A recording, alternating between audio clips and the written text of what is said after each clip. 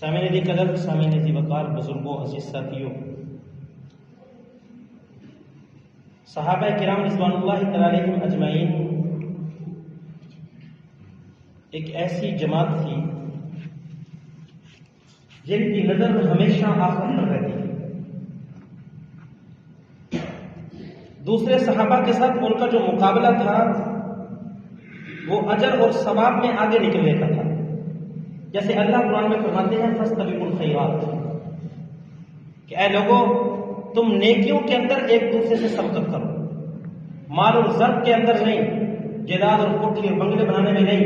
بلکہ اگر تم نے سبقت کرنی ہے تو خیرات، اچھی چیزوں کے اندر، نیکیوں کے اندر ایک دوسرے سے آگے بڑھنے کی کوشش کرو۔ اللہ کی ذات نے بعض صحابہ کو مال عطا فرمایا تھا، بعض صحابہ بیچارے غریب تھے، لیکن یہ جو غریب صحابہ ہیں یہ پیغمبر علیہ السلام کے پاس اپنا شکوہ لے کر آئے، آ کر کہنے لگے اے اللہ کے رسول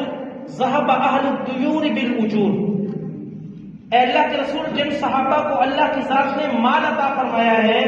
مالدار، وہ تو اجر کے اندر ہم سے آگے بڑھ گئے اور ہم پیچھے رہ گئے،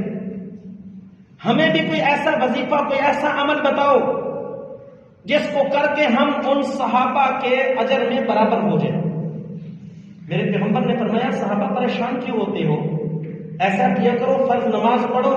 اس کے بعد اپنی جگہ پہ بیٹھے رہو، 33 مرتبہ سبحان اللہ پڑھ لو، 33 مرتبہ الحمدللہ پڑھ لو، 34 مرتبہ اللہ اکبر پڑھ لو،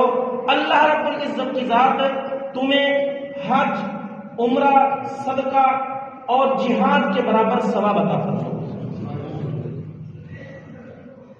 اب یہ صحابہ خوشی خوشی اپنے گھر واپس چلے گئے، نماز کا وقت ہوا، سارے صحابہ نماز پڑھنے کے لیے آئے، مالدار بھی اس کے اندر ہیں، غریب بھی اس کے اندر ہیں۔ جب نماز ہو گئی،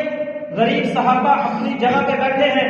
مالدار صحابہ وہاں سے اٹھ کے جانے لگے، تو انہوں نے دیکھا کہ یہ کس لیے بیٹھے ہیں، انہوں نے پوچھ لیا کہ کیا وجہ ہے، کیوں یہاں پر بیٹھے ہو؟ تو انہوں نے سارا ماجرا بتایا کہ ہم نے آپ کو دیکھا، اللہ نے آپ کو مال عطا فرمایا ہے، آپ اس کے ساتھ حج بھی کریں گے، عمرہ بھی ادا کریں گے، آپ صدقہ بھی کریں گے، جہاد کے اندر بھی بڑھ چڑھ کے حصہ لیں گے، ہمارے پاس مال نہیں ہے، ہم پیغمبر کی ذات کے پاس گئے تھے، شکوہ لے کر گئے تھے، پیغمبر نے ہمیں وظیفہ بتایا، آقا مدنی صلی اللہ علیہ وسلم نے فرمایا کہ 33 مرتبہ سبحان اللہ پڑھنا ہے، 33 مرتبہ الحمدللہ پڑھنا ہے، 34 مرتبہ تم نے اللہ اکبر پڑھنا ہے، اللہ کی ذات تمہیں بھی حج، عمرہ، صدقہ اور جہاد کے برابر ثواب عطا فرما دے گا۔ میرے بھائیوں، پھر یہ مالدار صحابہ تو صحابہ تھے، یہ بھی وہیں پر بیٹھ گئے، انہوں نے بھی وہی وظیفہ شروع کر دیا، انہوں نے بھی وظیفہ کیا، انہوں نے بھی وظیفہ کیا، دونوں اٹھ کے چلے گئے۔ پھر یہ جو غریب صحابہ تھے میرے پیغمبر کے پاس دوبارہ شکوہ لے کر آ گئے کہ اللہ کے رسول جو وظیفہ آپ نے ہمیں بتایا تھا